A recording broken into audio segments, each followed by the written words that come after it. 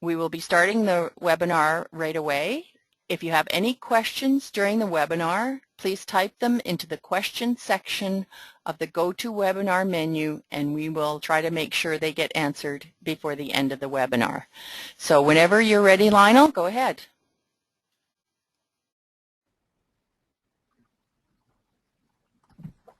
Thanks, Linda. I'd like to welcome everybody to Growing Concerns for June the 13th. Quite a few things happening this past week. Crops are growing fast, and we've had some weather incidences that have caused some issues. We're getting disease pressure starting to increase in a lot of the cereal crops, and there's been some concerns with some insect problems. Some areas are showing some issues, so I wanted to go over a few of those things. And then we have Jane Thornton on. She's going to be talking about establishing forages after the 2011 wet conditions. We've getting quite a few calls about producers that are enrolled in the restoration program and are needing to do something by the 15th of August with the old stands, and I figured it'd be good if Jane could maybe come on and maybe give us a few do's and don'ts for trying to reestablish those areas. So I'm going to start with the crops update.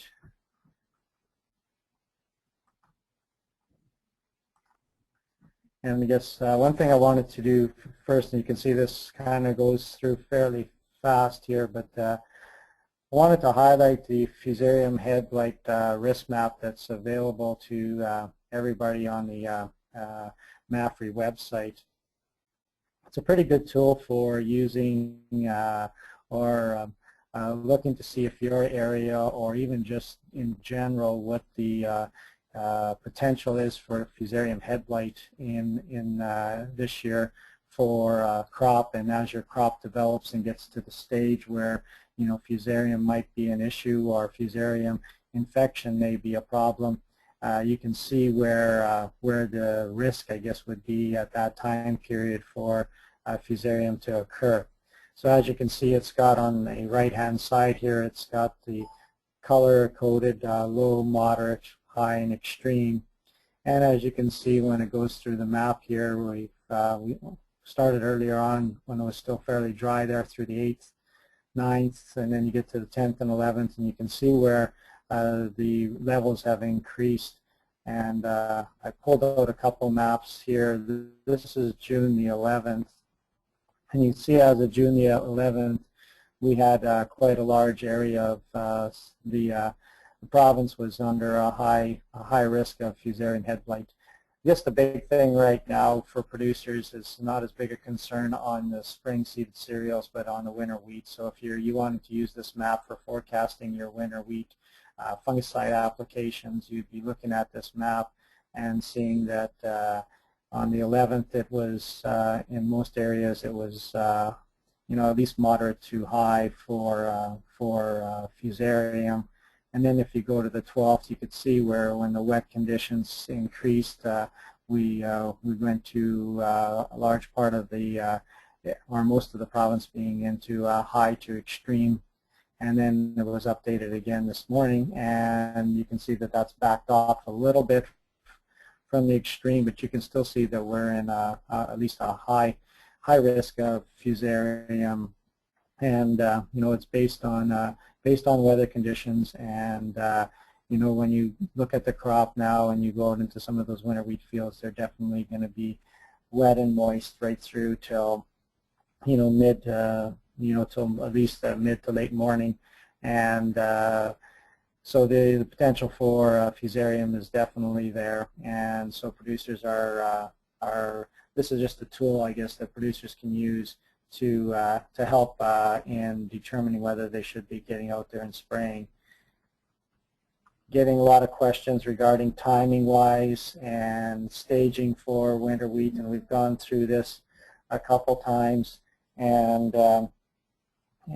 basically it's the time that I'd like to see a lot of the fungicide being applied for Fusarium would be very similar to this plant here where the flag leaf has dropped down and the head has emerged.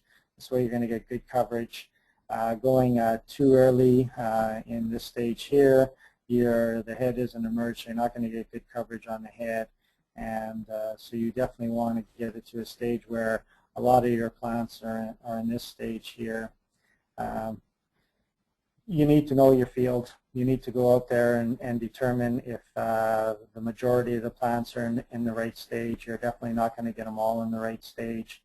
And a lot of times you need to make the call whether you're going to wait for tillers or you're not going to wait for tillers. And in most cases this year it seems like a lot of the crop is fairly even, and we're getting a lot of the heads coming out at the same time, so that's a good thing. So I could see a lot of fungicide going on this weekend for fusarium control in the southwest here. So those are just a couple things regarding fusarium and winter wheat, and the risk map will apply to cereal crops as we get later on in the season as well. So it's a good tool to just go onto the MAFRI website and you can access it from there.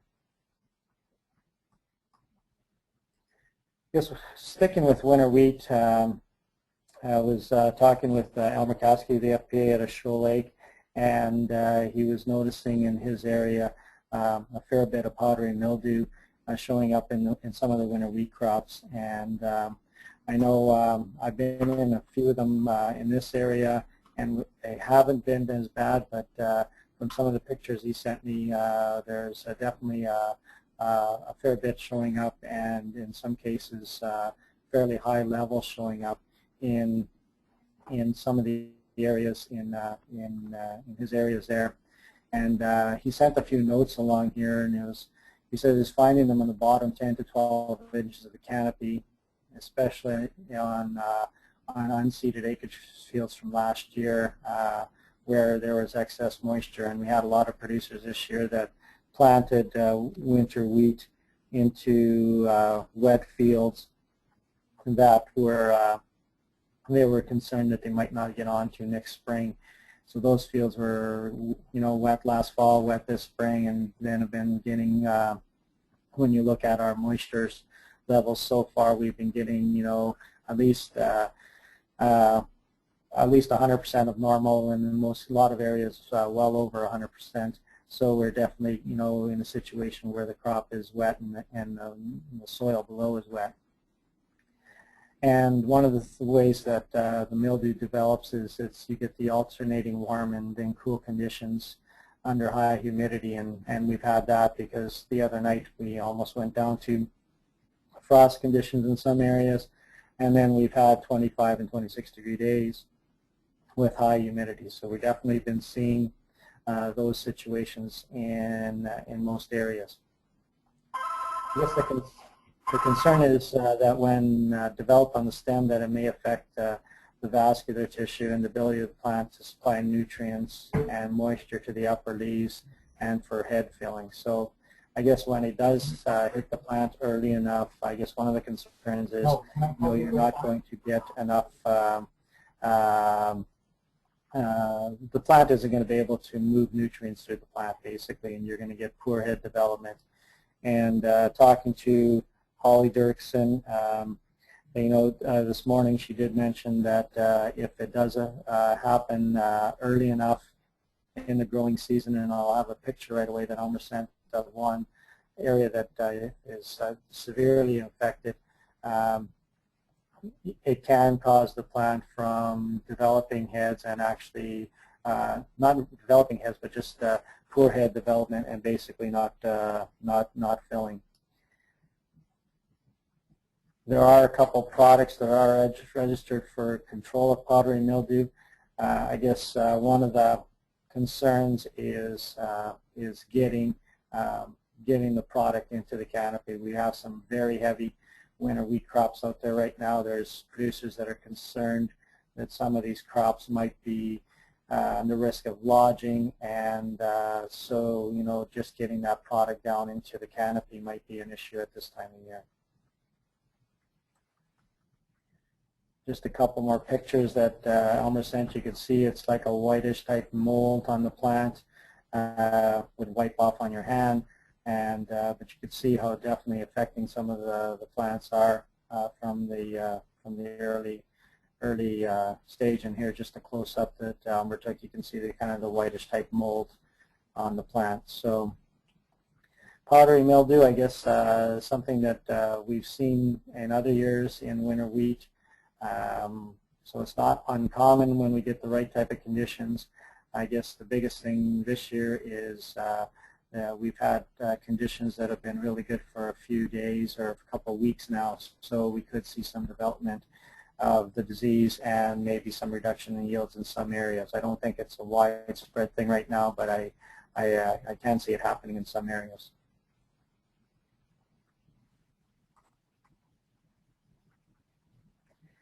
I'm going to leave the powdery mildew and head into flea beetles. We are still getting a lot of pressure from flea beetles, and we were kind of hoping that their cycle was going to be getting close to an end, and in some areas they have slowed down, but this past week we had producers losing some more crop to flea beetles, so kind of urge producers to continue to be monitoring the stands, especially stands that are poor, are poorly developed, or didn't get off to a good go.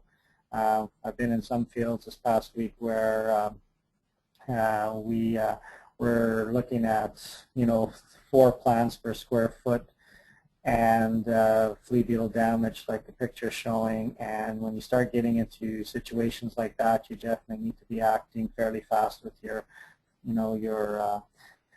control of flea beetles, getting in there and spraying something to get them under control, because they start eliminating these plants, and in a lot of cases setting them back a lot. And with the cool weather we've been getting, the plants have been growing slow. So normally once you get your second and third leaf developing, usually we say that flea beetles can't eat enough to hurt the plant. But in cases where we're getting very slow growth, we are seeing enough damage happening that we should be watching and be monitoring them closely, because again, this type of leaf, there's a fair bit of damage on it, and even here, the 2-3 leaf stage, and still getting a fair bit of damage. And cool conditions, growing slow, those plants are just not developing the way they should, and left too long, we're probably going to see some yield reductions. Just another picture of the same field. And one other thing that I was seeing in some of these fields, it's the flea beetles are usually a secondary thing. There's usually something else there that's causing problems, whether it be poor germination because of dry conditions, wet, or sowing too deep. Just one other thing that caused a lack of the number of plants. And then you get flea beetle pressure high, and you start seeing this damage a lot faster in those fields than you do in fields where you get good germination. Guys that have every seed germinating can actually lose some plants and still do okay, because the amount of if you get a good germination, usually a lot of times the rows are just solid canola, and if you lose a couple of plants, it's not that big of a deal.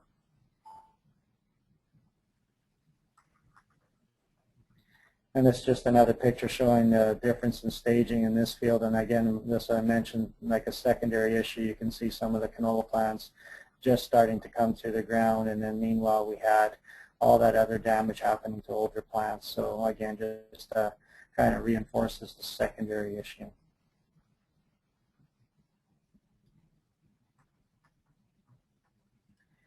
I haven't seen a lot of this, but this was the Canola Watch came up with this past week. Diamondback moth larvae showing up in some canola fields. So again, if you're seeing some feeding on the canola, it's not always just flea beetles. It could be diamondback moth as well. I guess the key here is to be monitoring your fields and seeing if there's damage happening. if you're going to be spraying for flea beetles, you'd be, controlling your diamondback moth larvae as well. A lot of times with the feeding of diamondback moth larvae, you'll see that they skim the leaf more than the flea beetle will kind of eat right through the leaf, and then as this dries, you get that hole in the leaf. So again, another insect that has kind of surprised us a bit this year. Normally we don't get it this early and doing damage this early. There's been reports of people have been spraying for them. I guess the issue that concerns me the most is that they're here and are causing problems so early. This means that this can be something that we're going to be needing to watch, because they'll go through several generations before the canolas in the pod stage, when we normally see them doing more of their damage. So I guess just kind of a heads up for producers and scouts for the next while here as to when the canola starts to develop, just to keep an eye and see what we're looking at for levels.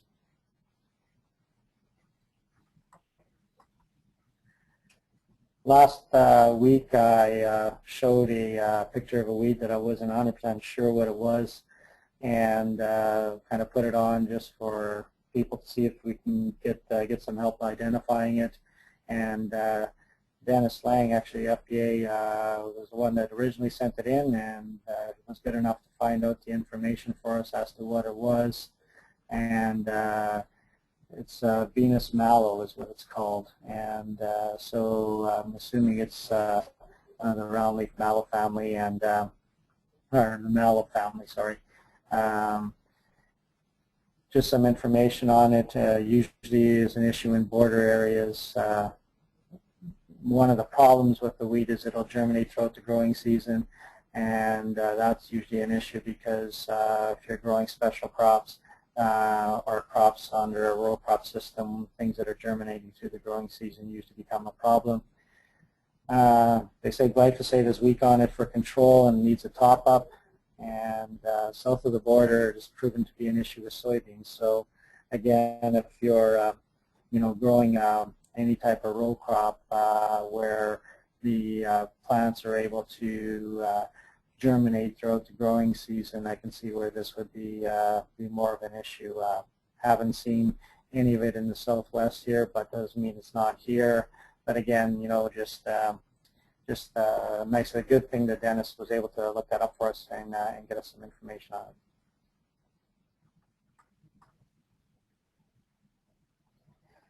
A couple other things that's been happening this past week. Been out in some fields where we were seeing some chemical injury again. We were seeing a lot of producers doing a lot of top-ups to their weed control so they can get either better weed control or applying more fertilizer so they can get increased yields.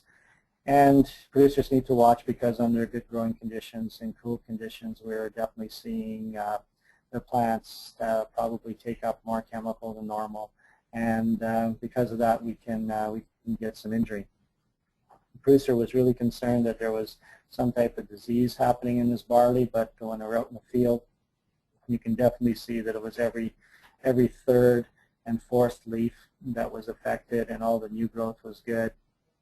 And not saying there wasn't any disease showing up in the field at all, but when you look at every third and fourth leaf, we were definitely seeing this type of burn, and basically showing that when he did, these were the leaves there when he was out spraying, and the new growth has been okay, but he's definitely did some burn to some of those leaves. So the crop had yellowed off for him fairly good, and when you see that from the road, you start to wonder what's going on with your crop. So again, just seeing some of those issues showing up, and a lot of them being caused from there's a lot of the top-ups that's happening with a lot of the products being used now. I was out in a canola field last couple days here, and started to see spots in the field where we were seeing just very few plants, and the plants that we were seeing, and these were mainly on hilltops and knolls, and we get off the hilltops and knolls, and we were seeing good plant development and good rows. Get up on top of the knolls, and we were seeing an issue like this, and also seeing a fair bit of flea beetle pressure as a secondary thing going on. Started inquiring as to past history in the field, and was seeing that there was, I guess it was sunflowers 2 years ago, and very high rates of Spartan being used, and now with the authority. So definitely seeing maybe some issues with the canola starting to pick up some of that product, and that's still in the soil. With authority, it's 2 years before growing canola, and with this producer, the rates used were higher than the recommended rates. So you definitely were seeing it on the headlands or wherever there was overlap, where we're seeing reduced plants, and also plants that were throwing out 2 or 3 different shoots from the base. So just kind of a heads up for when you're going to be using chemicals with residual, just to remember that future crops can be affected by it. So just kind of for a heads up there. Hail damage. We've been seeing lots of hail damage this past 2 or 3 days in a lot of areas, and this is an oats crop that was just about filled in before the hail hit, and you can definitely see where it knocked a lot of the leaves down, and basically we could see rows again. Going to be a concern for weed control, because when I was out there, there's definitely a lot of weeds starting to come again in between the rows, because they can see some sunlight now, but also seeing maybe some secondary issues happen in the field, because we're seeing a lot of these yellow spots starting to show up. And I'm not 100% positive yet, but I was wondering if we might be seeing some bacterial blight showing up, because it likes to show up wherever there's a wound, and you can get infection can happen through the wound. So I'm just wondering if, so I sent some samples, I'm going to be sending some samples in, and just to see what else might be going on. But bacterial blight has showing up in some areas throughout the province, and again, something that can be affecting oats. We were seeing quite a few of these spots throughout the field, and depending on which way you looked at the crop, you could definitely make out areas where maybe they were more prominent than the others. And then just another close-up of what was showing up on the leaves. Type of more of a striping than a spot, but it's just another characteristic of the bacterial blight. I guess with that, I would like to first of all see if there's any questions about the crop update. Is there, Linda? No, Lionel, I don't have any questions at this time. Okay. Then can we turn it over to Jane, and she can go through establishing the forages? Okay, Jane, you just have to click the, yes, there you go. Now we can see your screen.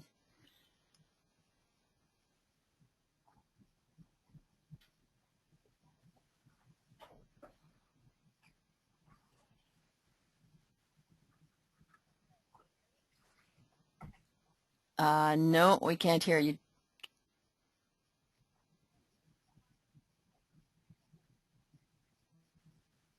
Not sure. Just hang on a minute, Jane.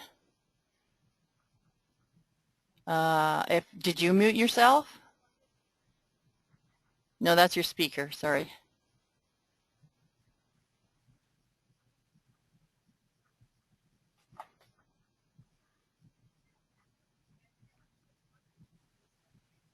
I think so. I think you're going to have to. Sorry, we're having a little problem with communication here, so Jane is just going to... Okay, can anybody hear me now? Yes, we can. Go ahead, Jane, whenever you're ready then. Okay.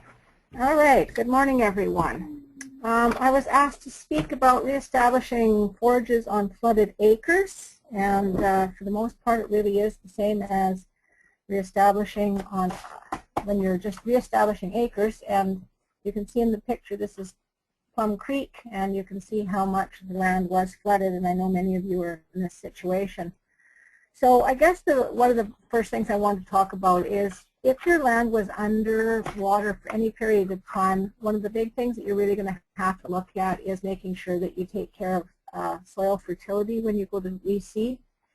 This graph right here is, Marla Rickman has done this one up, and it shows that in a very short time, once the land is underwater, the microbial action in the soil starts using up all the oxygen, and once all the oxygen is used up, it starts pulling or stripping oxygen off of these nitrogen atoms, right, or molecules, and so it goes from nitrate to nitrite to nitrous oxide, and then eventually it ends up as nitrogen gas, and we all know where nitrogen gas goes. It just goes into the atmosphere. So the longer your soil was underwater, the more nitrogen it may have lost. And here's a little bit about what can happen to nitrogen. At low temperatures, it loses maybe only 2 to 4 pounds of nitrate per day. But as the temperature increases, you know, if you get into June at 15 degrees, you're going to lose 4 to 8 pounds per day. And if you're into July and the soil temperature is up at 25 degrees and saturated, you're going to be losing 8 to 16 pounds of nitrogen per day because of this going back and all these microbial actions stripping these oxygens off and eventually making it nitrogen gas. So you can see that if your land was, you know, had 70 pounds of nitrogen, it doesn't take very long for all that nitrogen to be gone. So this fertilizer or the nutrients in the soil are extremely important at establishment. Phosphate in particular really improves establishment, and that's because it develops the roots. And because you're planting back to perennial forage, when that seed germinates, it will spend most of its time developing its root system, and the more that you can make a very good root system on a perennial forage, the better that stand will be for its lifetime. It's kind of like a calf that loses its mom and you try to pail feed it, and it's a poor doer basically its whole life. Well, it's kind of the same with establishing grasses. There's insufficient phosphate in that soil, it doesn't get the roots established, and that plant will never be as good. Potash is more for the persistence of the stand, and sulfur will really improve yield and protein, particularly in the legumes. If you're going into a just grass stand or a alfalfa stand, you're going to want these first 3 nutrients in the year of establishment, and if you have basically a grass stand, then you're going to save the nitrogen for the year after. You will, in these, get a little bit of nitrogen anyway. Here's just a table showing the difference in the effect of phosphate on establishment 7 weeks after seeding, and you can see these blue bars show that no phosphate was put on, and then with the first 30 pounds of phosphate was where you got your biggest bag. So this is measured in milligrams per plant, so it's the plant weight. So I mean, here they were only 50, and here they're 250, so it's substantially bigger. I don't know if this 60 pounds is worth that extra, maybe 50 milligrams of plant material, but you do certainly see much bigger plants, and that's because they get going. And you can see if your soils are really low, it doesn't take much more to get even double again. So putting on the phosphate is extremely important.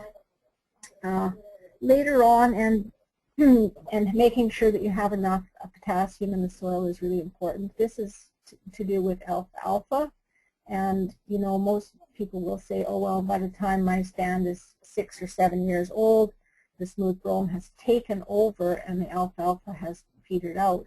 And really what's happening is this potassium is so important for the longevity and winter survival of the alfalfa that, and it uses a lot of potassium, so it basically mines the soil until there's not enough to keep the alfalfa winter hardy. And this was an experiment that was done way back in the 70s, and what they did was they put on 100 pounds of K per year, and you can see by this green bar that that's how much of the alfalfa stayed in the stand. So basically the stand basically almost stayed the same as long as they made sure that there was enough potassium. And I've put this circle around here because when we did our last forage establishment cost sheet, which was a few years ago, they're just being revised now.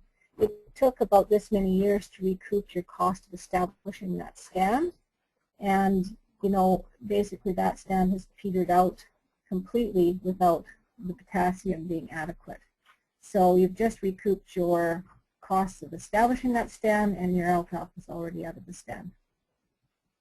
This didn't come out very well, but I just put some stars beside. When you guys are looking to reseed forages, I guess one of the questions you need to ask yourself, first of all, is this land that was flooded because of a 1 in 350 year event and not likely to flood again, or is it actually land that, you know, is maybe prone to flooding? And you'll see on the far right hand side here we have flood tolerance for most of the forages, and you can see that you can pick forages that do have a higher tolerance, and there are those that have a lower tolerance. So depending on your landscape, these are also probably the most common ones that are used, and these other ones are used in areas that have particular situations. So, but you can see on the side here we said low. Well, 1 to 2 weeks is all the flooding that that plant can take. When it's high, it might be 5 to 6 weeks of flooding. And that's because that soil becomes saturated and loses oxygen and all that kind of stuff. So it's very hard on the plants eventually. So that's the legumes. Those are probably the most common. Sweet clover sometimes is used for hay and silage mostly, but it's, of course, it's short-lived. You can see we have a lot of choice of forages, but when it comes down to what you're most likely to plant, you can see we get down to just a few species. And again, if you're in a flooding area, if you were to drop these ones in there, you're going to find out that they're not that tolerant. And that's why we have some of these other, like creeping foxtail or something like that, because they're made for specific areas that have maybe the risk of flooding. And again, orchard grass, smooth brome, tall fescue, and timothy are probably the most likely to be used. If you have flood tolerance, if you need flood tolerance, again, meadow fescue might be a good choice. And down here it says tall wheatgrass. It's got very high flood tolerance. But tall wheatgrass, in my mind, is more of a conservation grass. It can be used if you can't get anything else established, but it really is extremely coarse, and for the most part, animals will ignore it if given a chance. So getting ready to seed. What I've seen around the country and everywhere I've had to be to look at flooded areas, it's kind of a dog's breakfast. Some areas, you know, unfortunately only part of the field has got flooded out, or it may have been flooded just long enough to just take your alfalfa out, and then you're left with the question, are you going to take out the whole stand, or are you just going to go in and do the bits that need to be done? In some areas, also the water sat long enough with high enough temperatures that sort of this algae grew in the water, and when the water receded, it's left this mat, and you can see this is a barbed wire fence down here, and it's left this mat of stuff that isn't really allowing the ground underneath to dry out, and you certainly can't seed into that. So that is definitely going to need to be worked up, harrowed, cultivated, something so you can get down to the mineral soil before you're going to be able to seed into that. Just a little bit about assessments. If you have one of those stands where, you know, it's was affected by the flood, but it maybe didn't kill at all, you're probably going to want to go out and randomly dig up a number of plants from the affected areas. Your alfalfa should have creamy white taproot with no evidence of crown rot. And how you look at that is you take a knife and you split that long taproot in half. And if it has any brown or yellowy looking going down into it, then it's got crown rot. And that means that that plant basically is kind of on its way out. It's going to perform below its potential, that's for sure. And in terms of both the alfalfa and the grasses, if they're watery, mushy, yellowish, or tannish color and lack evidence of active crown buds, then not likely to survive. So you're basically, that's telling you to take that stand out. In terms of alfalfa, to get the best production out of it, you need about 40 stems per square foot. It doesn't really matter whether or not those 40 stems come from one plant, or whether or not they come from 10 plants, or whether or not they come from 4 plants per square foot. You're looking at around that 30 stems per square foot. And if the water was standing for any length of time, as you can see, this is very common in many of the flooded areas. Some of the grasses are still trying to make it, but you can see they're definitely stressed. They're starting to turn a light lime green. But any alfalfa plant that was in this stand with this water standing for this length of time would definitely be gone. One of the questions comes up is some people did have some good alfalfa stands, and you know, everybody, well, not everybody knows. Let's start from the beginning. Alfalfa in its leaves has a toxin, and when those leaves shed off the plant, they land on the soil, and so this toxin is in the soil. And the toxin basically affects new alfalfa seedlings. So it's called an allelopathic effect. And it doesn't affect, you know, if you could seed grass seed into that area, you could seed bird's foot trefoil or slice or milk vetch, it would not be affected. But if you had like a stand 2 or more years old, it will have accumulated enough toxin in it that if you then just spray that stand out and try to reseed alfalfa back into it, that toxin is going to affect your seedlings of your alfalfa. And so if this was your plant right there, 8 inches around it's got really a high amount of toxins, so you're going to have low survival of those seedlings. Out at 16 inches, you're going to have survival but low yield, and out at 24 inches, you're going to have no effect on yield. And the survival but low yield is really quite amazing, because unless you see 2 plants growing beside each other, one in soil without the toxin and one in soil with the toxin, you would think, oh, my plants are up and I'm getting a good establishment. But the toxin has a way of pruning the roots, and so you'll find out that the one other plant in the good soil would be twice the size of the other one. And that effect, because it's pruned the roots of that alfalfa plant on establishment, tends to always be a lower yielding field. So you may think, oh, I got away with it, I've got an alfalfa stand there. But you know, unless you have a test strip where you didn't have alfalfa previously, you would not know how much yield you were actually losing. So the question is if you had an alfalfa stand last year and it was underwater basically for the whole year, is that toxin going to affect you seeding a new alfalfa stand? And for the most part, we're not completely sure, but we're making an educated guess that it probably will be all right. There's a couple reasons. The toxin is water soluble, and so if you had a lot of water go over your land, it will have taken some of it away with it, and you will not have had that plant growing there for most of the year because the floods came early and stayed for most of the year.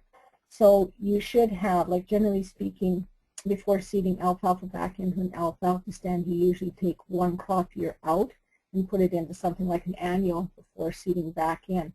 If you also have to go into that land and cultivate or harrow it or something like that in order to prepare it because of either silt bars or debris or something like that, that will also spread that toxin around. So you should be okay to seed alfalfa back into where you previously had an alfalfa stand.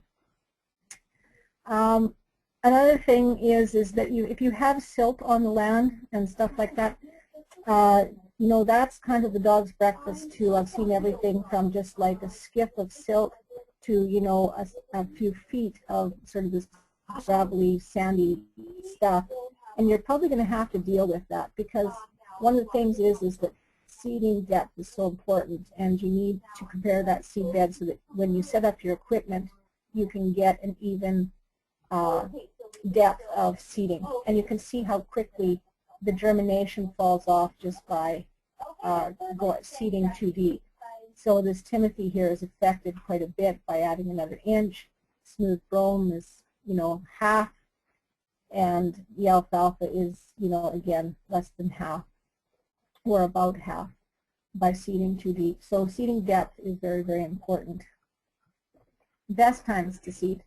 I don't know what situation you guys are in right now. If you need to spray out and get rid of what's come up, or whether or not you're able to get on the land. But spring definitely is the best time. We still have pretty good conditions for seeding because we've had a lot of moisture this spring. So if you are able to clean up the site and get in, this is still a good time because, for one thing, the moisture is at the surface, so you can seed shallow and you still have enough moisture for seed germination. If it starts getting too hot and dry, you end up having to seed deeper, and of course seeding deeper leads to poorer germination, but you do have to end up getting that seed sort of into moisture. So summer. So I know some of you will be on the forage restoration program, and it says that you need to seed by August 15th. Summer seeding can be done if there's adequate moisture, and that period of time is usually late July to mid-August. Now, generally speaking, our recommendations are grasses only for this period, especially if you're getting into that August 15th deadline. And the reason that that's the recommendation is alfalfa needs 6 weeks before it becomes a perennial. So when that seedling germinates, it is not a perennial. It still acts like an annual. So if you get frost any time before that plant becomes perennialized, that plant will completely die. So many of you, of course, will want to seed into grasses and alfalfa mix. And so I guess it's kind of a little bit of a, it's a higher risk, but in often cases, people will get around with it. It really depends on what kind of a fall we have. If you have adequate moisture the middle of August and you get it seeded and it gets up right away, and you manage to get through without any frost for about 6 weeks, that alfalfa will survive. The only other thing we could maybe say is increase your alfalfa percentage in your mix, and because alfalfa has a certain amount of hard seed coat, if you lose the alfalfa this fall because of earlier frost, then those hard seeds probably will germinate the next spring, and you may still get an alfalfa stand in. Just one thing, that if the land is going to be impossible to put into perennials, you may want to look at seeding annual for green feed.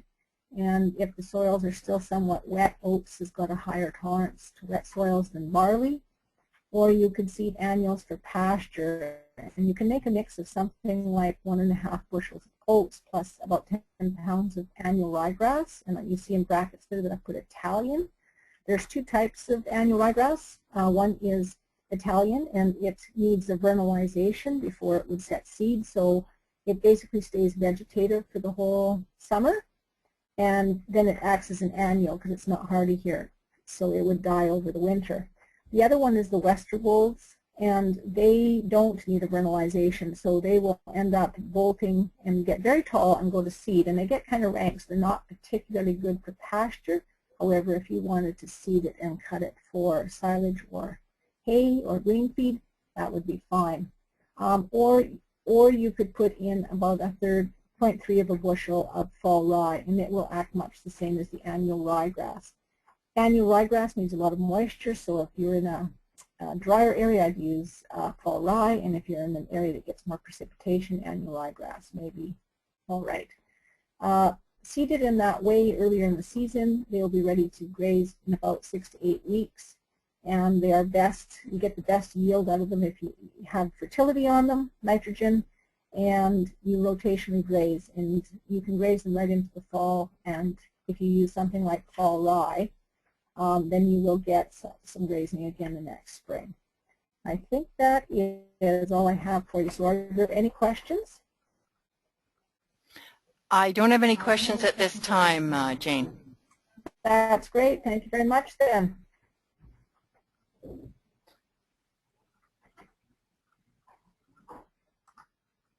Okay, well, thanks, Jane. That was good. I guess from there we're going to go to my next slide here, and this was one that Elmer sent along with the pictures of the powdery mildew. So I guess there's another moose this year with a set of twins around. Last year we had one in the south here, so this year we have one in the northern part of the region. So nice to see. And again, just if you've got questions, again, there's my information, there's Linda's information, and then here's the information of the FPAs in the Southwest and South Parkland. So if you've got questions, please don't be scared to call or phone or email, and we'll try to solve or help you with all the, or get an answer for you. I guess with that, I think the webinar will be done for today. So see everybody next week.